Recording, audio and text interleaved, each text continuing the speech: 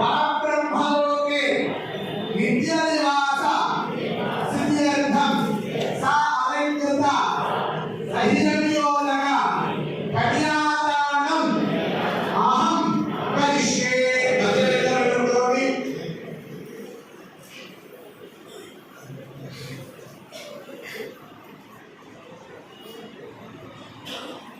మీ దగ్గర కొబ్బరికాయ ఉంది కదా, కొబ్బరికాయ కొబ్బరి బొమ్మలు తీసుకొని కొబ్బరి ఏం చేస్తారంటే ఒక తమలపాకు తీసుకోండి, ఆ తమలపాకులో ఆ కొబ్బరికాయ పెట్టండి, ₹1 వెళ్ళొచ్చు సంవత్సరంగా పట్టుకోండి.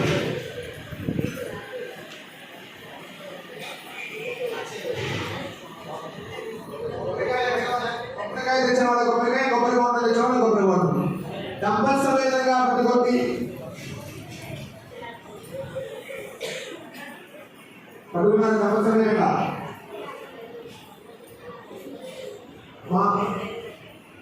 ఇందాక ఇప్పుడు మీరు చెప్పిన సంకల్పం ఏంటో అందరికి అర్థమయ్యే ఉంటుంది. ఏమని?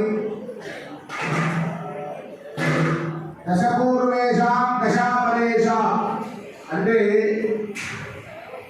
అసలు వీటన్నిటికంటే ముందు కళ్యాణ విషయం ఎంత భాగ్యమో తెలుసుకోవాలి. ఈ లోక కళ్యాణాలు, ఈ లోకంలో దేవతామూర్తుల యొక్క కళ్యాణాలు ఆవిర్భవించింది ఎందుకంటే ఎంతో మంది ఒకనొక విషయంలో సందర్భంలో బాధపడుతుంటారు. ఎవరు వాళ్ళు బాధపడే వాళ్ళు ఎవరయ్యా అంటే కడుపున మగ సంతానం పుట్టి ఆడ సంతానం లేని వాళ్ళు బాధపడుతుంటారు.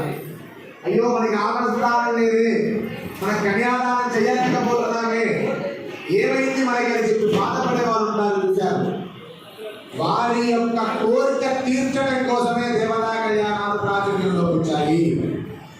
ఎందుకంటే మన కడుపున ఆడపడుచు లేదని, కడుపున బిడ్డ పుట్టలేదని బాధ కంటే సాక్షాత్ అమ్మవారిని కూతురుగా భావన చేస్తూ కన్యాదానం చేస్తున్నారంటే ఆ ఫలితం ఏంటో ఒకసారి మీరు ఆలోచించండి. కడుపున అమ్మాయి పుట్టలేదని బాధపడుతూ విచారిస్తూ ఉండాల్సిన అవసరం లేదు. ఇలాంటి దేవతా కళ్యాణాల్లో కూర్చోవడం ఏంటి అంటే కడుపులో అమ్మాయి పుట్టబోయింది, భగవదానుగ్రహం. ఎప్పుడైనా సంతానం అనేది మొదటి సంతానం భగవదానుగ్రహంతో కలిగిన సంతానం, రెండవ సంతానం భార్యాభర్తల యొక్క కామవాంఛతో కలిగినటువంటి సంతానం. ఆ యొక్క సంతానం అనేది భగవంతుడు ఇచ్చిన తర్వాత మనకి అమ్మాయి కలిగిన బాగలేదు. కానీ ఇలాంటి దేవతా కళ్యాణాల్లో కూర్చోవడం ఎందుకంటే ఇది అడుగున అమ్మాయి లేదు కదా బాధ ఏదైతే ఉందో ఆ బాధ తొలగిపోవడం కోసమే. అడుగున బిడ్డ లేకపోతే సాక్షాత్ వల్లి దేవసేన ఇద్దరు నా కూతురు అనే భావనతోనే ఇప్పుడు చేసేది ఆ కన్యాదానం. సొంత కూతురులాగా ఆ యొక్క దేవసేన వల్లి ఇద్దరిని కూడా సుబ్రహ్మణ్యం ఏంటి కన్యాదానం చేస్తే ఫలితం? దశపూర్వేష దశాపరేష. అక్కడ కూర్చొని కన్యాదానం చేసేటువంటి వ్యక్తి 10 తరాలు ముందు 10 తరాల వెనక. దశపూర్వేష దశాపరేష. మాతృవంశానాం నా యొక్క వంశం, పితృవంశానాం పితృవంశం, మాతృవంశానాం మాతృవంశం. నరకాదు ఉత్తీర్య. ఇందులో ఏదైనా చేసి చేయకూడని పనులతో నరకంలో కొట్టుబిట్టులాడుతూ ఉన్నా ఆ కన్యాదానం చుట్టబడి వరుడికి ఎప్పుడైతే లక్ష్మీ స్వరూపంగా అప్పచెబుతామో ఆ క్షణంలో శాశ్వత నరకాదు ఉత్తీర్య శాశ్వత పరబ్రహ్మలోకి నరకంలో ఉన్న వాళ్ళందరూ కూడా స్వర్గలోకానికి వచ్చి మోక్షలోకాన్ని పొందుతారు. ఆ ఫలితం కన్యాదానానికి ఉన్నది. మహాదాన అంతర్భూత మహాదానాల్లో ఒక దానం కన్యాదానం. ఎప్పుడు ఏమన్నా కన్యాదానం అంటే మీరందరూ నవ్వుతారు. 8వ సంవత్సరంగా ఉన్నప్పుడే ఆ అమ్మాయిని కన్యను దానం. కన్య అంటే 8వ సంవత్సరం ఉన్నట్లు అన్నమాట. అందుకనే 30-40 సంవత్సరాలు వచ్చిన అయ్యారు చెప్పే మంత్రం ఏంటంటే అష్టాదశ భవేత్ కన్యా పుత్రవత్పాలికామయ అని చెప్పి అక్కడ మంత్రం చెప్పి వదిలిస్తారు. 30-40 అని చెప్పిన 8వ సంవత్సరంగా ఉన్నటువంటి అమ్మాయినే దానం చేస్తున్నారని చెప్పి వదిలిపెట్టేది. ఆ యొక్క కన్యాదానం యొక్క గొప్ప విషయం అంత గొప్పది. అంటే ఆ నరకాల్లో కొట్టుమిట్లాడుతున్న ఆ క్షణాన శాశ్వత స్వర్గలోకానికి వచ్చేటువంటి భాగ్యం ఒక కన్యాదానానికి ఉంది, దేనికి లేదు. అయిన తర్వాత ఇందాక చెప్పారు అగ్నిష్టోమ అతిరాత్ర ఆప్తోర్యామ శాంతమన వాజపేయ పౌర్ణమిక అశ్వమేధ. ఇవన్నీ మహాకృతులు మహాయాగాలు. ఇవన్నీ కూడా ఆ యాగాలు చేసే భాగ్యం మనకి లేదు. ఈ యొక్క కలియుగంలో అంతటి యాగం చేసే శక్తి ఎవరికి లేదు. ఆ యాగం చేయాలన్న అంత స్తోమత మనకి లేదు. మీ అందరికీ గుర్తుందో లేదో ఉత్కృష్ట సోమయాగం మధ్యరాత్రి యాగం ఏటపాటలో జరిగింది భద్రాచలం దగ్గర. అటువంటి మహాక్రతువులు శతాధ్వరాలు 100 అధ్వరాలు ఉన్నవి. ఆ అధ్వరాలు చేస్తే ఎంత పుణ్యం కలుగుతుందో ఇలా దేవతా కళ్యాణాల్లో కూర్చొని కళ్యాణానం చేస్తే అంత పుణ్యం కలుగుతుంది అని చెప్పి తర్వాత ఏం చెప్పారు? అంత పుణ్యం కలుగుతుంది. అలంకృత సహిరణ్యోదక. ఇంకోటి చెప్తున్నా గుర్తుంచుకోండి, వివాహాలు చేసేటువంటి కన్యాదానం చేసేటువంటి తల్లిదండ్రులకి వివాహంలో కన్యలు దానం చేసేటప్పుడు రెడ్డికేదో బంగారం నగలు తీసుకొచ్చి బెండెక్స్ నగలు తీసుకొచ్చి మెల్లో పెట్టి కన్యాదానం చేసిన తర్వాత తీసి వాళ్ళకి ఇస్తారు.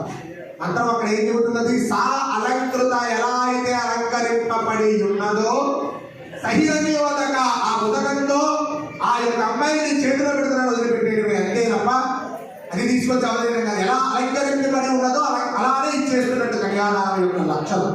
అతను ఇప్పుడు ఏం చెప్పారు? అమ్మవారు వల్లి దేవసేన ఎలా అయితే అలంకరింపబడి ఉన్నారో, ఉన్న బలంగా ఎలా అయితే ఉన్నారో ఆ ఇద్దరిని నీ చేతిలో పెడుతున్నారని చెప్పి కన్యాదానాన్ని సంకల్పం చెప్పారు. ఆ యొక్క కన్యాదానం వేటి సాక్షిగా చేస్తున్నారనేటువంటి మహాసంకల్పం చెబుతున్నారు. శ్రద్ధగా రుక్కుడధ్వజస్య మయూరవాహనస్య శంభోర్విరాజమాన కల్పితానందకోటి బ్రహ్మాండ ఏకదమే వ్యక్తావ్యక్త ప్రకృతి మహాధార పృథివ్యామస్తేజో వాయువాకాశాద్యావలే సప్తభారతేస్మిన్ మహాపరివృతే జంబూర్దక్షకుశగ్రౌండ్య శాకశాల్పల పుష్కరాక్షరత్నదీపదీపితే ఇంద్రద్వీపకశేరుతామ్రకమస్తి నాగ సౌమ్య గంధర్వవారుణ భారతాఖ్య నవకంఠకండాగ్నికే మనోమహాధనోర ఓం మహాదక్షిణే సేతుభర్ణవలయాచలయోత్తరే సహస్రయోధన విస్తృతే భరతవర్షే భరతఖండే ప్రజాపతి క్షేత్రే దండకారణ్యే కర్మభూమౌ అయోధ్యావదరామాయ కాశీ కాంచి అవంతికాపురీ ద్వారావతి ఇత్యాది మోక్షపురీ విరాజితే శ్రీరంగ శ్రీశైలాది పుణ్యక్షేత్ర సమన్వితే అంగవంగ కళింగ కాశ్మీర కాంబోజ కామరూప సౌరాష్ట్ర అంగవంగ కాళింగ కాశ్మీర కాంబోజ కామరూప సౌవీర సౌరాష్ట్ర మహారాష్ట్ర మగధ మాలవ నేపాల కేరళ చోళ బంగాళ గోళ మలయాళ శివ సింహాల త్రిలంద్రావిల కర్ణాటలాట కరాట పారాట పాండ్య పులీంద్రాంద్రియంద్రాహుల దశావరణ విదర్భ విదేహి ప్రాహిక బర్బర కేశయ కోశల కుంతల కిరాత సురశీల కంకణ కొంకణ మత్స్య మహేంద్రాది సహిత్వ పారాయోగి శుభకరణ ఏవం విశేష ప్రతిష్టాయ శుభదినౌ ఇదానీ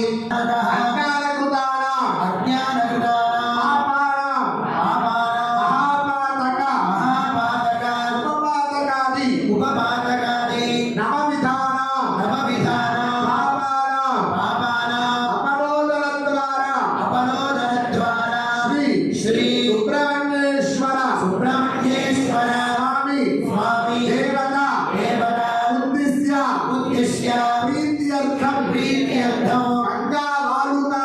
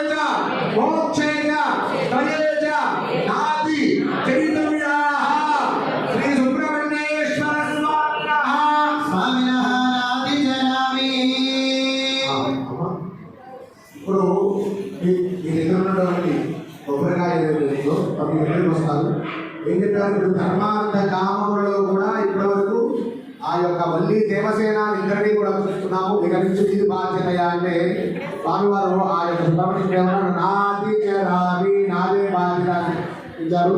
ఇప్పుడు మీ దగ్గరికి వస్తున్నారు. వచ్చినప్పుడు కొబ్బరి నూనె కంపల్సరీగా పట్టుకొని పాల చుట్ట వేస్తారు. స్వామివారి చేతులు పెట్టుకున్న భావంతో ఆ యొక్క విషయం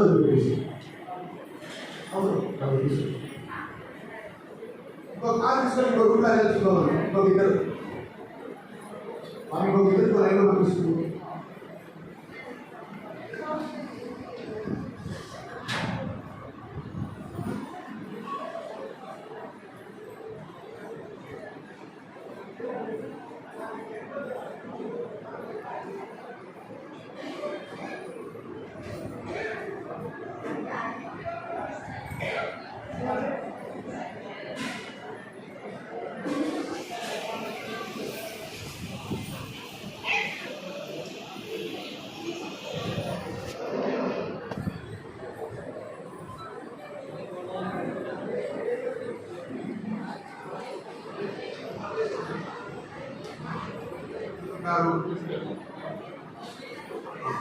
తపస్సుగా కొబ్బరికాయ మీద మీరు పాలు వచ్చి ఇద్దరికి స్వామివారి యొక్క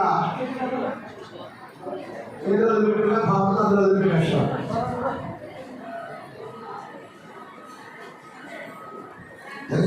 భక్తుడి